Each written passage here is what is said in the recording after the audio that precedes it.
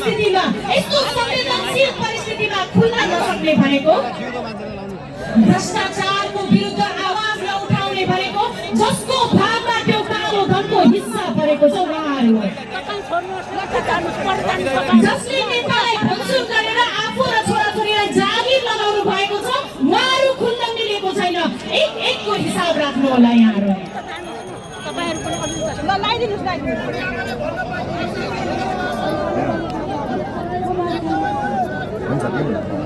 यहाँहरूलाई मैले विनोद गरे आज हामीलाई फागुन 21 सम्म पुग्ने बेलासम्म अनेकन उहाँहरूले लाछना लगाइराख्नु भएको छ र एउटा लाछना यस्तो हास्यास्पद आयो कि परिवर्तन चाहनेहरूलाई राजनीति गर्न आउँदैन रे। हिजोका दिनसम्म तपाईलाई जसले मतदान गरेर नेता बनायो त्यही जनतालाई राजनीति गर्न आउन भन्नेहरूलाई हामी फागुन 21 गते देखाइदिन्छौँ राजनीति कसरी गरिन्छ। भोट नबाड्नु होला।